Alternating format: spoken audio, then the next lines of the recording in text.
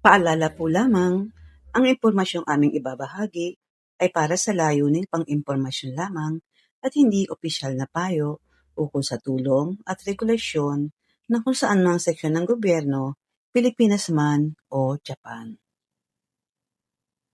Genkyo Todoke.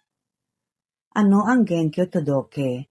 Kung saan ginagamit, paano kumuha, bakit kailangan, at paano ito i-process lalo na kung nasa Pilipinas ka. Ang Genkyo Todoke ay isang mahalagang dokumento sa sistema ng pensyon ng Japan. Ito ay ginagamit upang kumpirmahin na ang isang tumatanggap ng pensyon ay buhay pa at karapat-dapat pa rin tumanggap ng benepisyo. Ang sistemang ito ay pinamamahalaan ng Japan Pension Service. Ano ang Genkyo Todoke?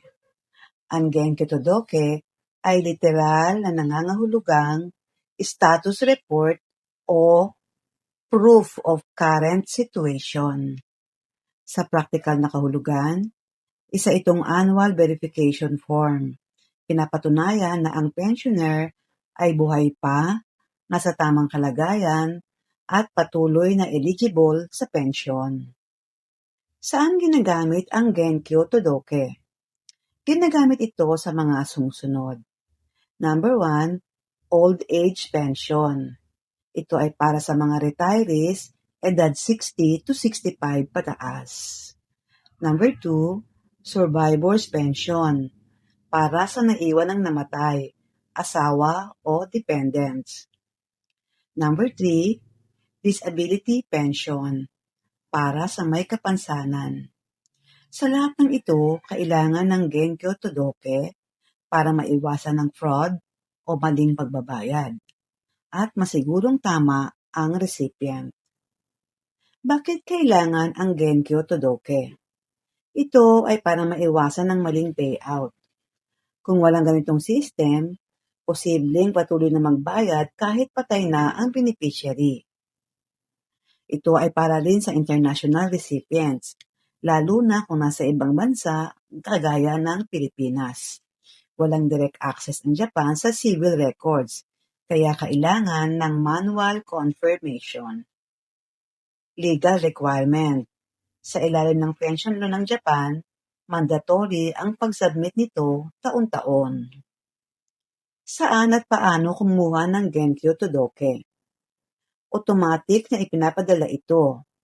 Ang pinakakaraniwang paraan, ito ay mula sa Japan Pension Service. Ipapadala sa registered address nyo, karaniwan once a year. Kung hindi natanggap ang form, may mga option. Option A, mag-request sa Japan Pension.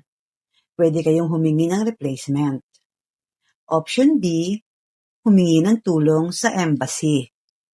Embassy of Japan in the Philippines. Tutulungan kayo sa proseso. Pwede magbigay ng guidance o certification. Paano i-process ang Genkyo Todoke? Step 1. Pipil upan ng form. Ilagay ang personal details. Siguraduhin tugma sa record sa Japan. Step 2. Certification. Ito ang pinaka-importante. Kailangan ipasertify na buhay kayo. Pwede sa Japanese Embassy, sa Notary Public, at sa local authority, depende sa instruction. Step 3. Ipadala pabalik sa Japan. Via mail, karaniwan. Dapat bago ang deadline. Ano ang mangyayari kung hindi makapag-submit? Kapag hindi naipasa, ihihinto ang pension payments. Posibleng kailangan pang mag-reapply. Magkakaroon ng delay sa pagtanggap. Ngunit, pwede pa itong mabalik kapag nakapag-submit ulit. Mga karaniwang problema. Kadalasan, hindi nakakatanggap ng form. Maling address sa Japan records. At hindi naintindihan ng form. Japanese language barrier. Walang certification. Hindi alam kung saan pupunta. Late submission. dahil sa delay sa mail. Mga solusyon at tips: i-update ang address sa Japan Pension. Magtago ng kopya ng lahat ng documents. Makipag-ugnayan agad sa embassy kung may problema. I-submit agad bago ang deadline. Kahalagahan ng Genkyo Todoke.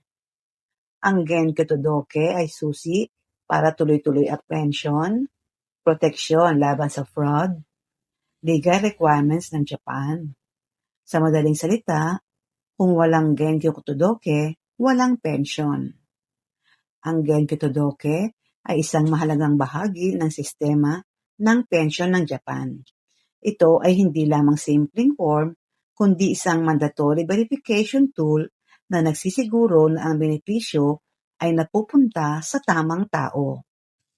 Para sa mga Pilipinong dating nagtrabaho sa Japan at ngayon ay nasa Pilipinas na, napakahalaga na maintindihan ang proseso, kumpletuhin ang requirements, at maging maagap sa pagsusumiti.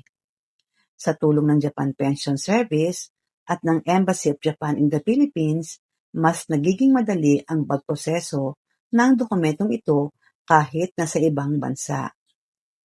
Huwag pabayaan ang Genkyo Todoke.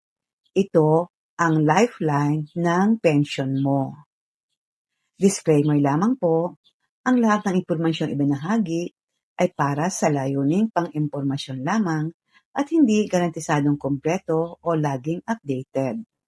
Ito ay maaaring magbago ng walang paunang abiso. Ang creator ay hindi mananagot sa anumang direkta o hindi direktang epekto na maaaring magmula sa paggamit o interpretasyon ng impormasyong ito.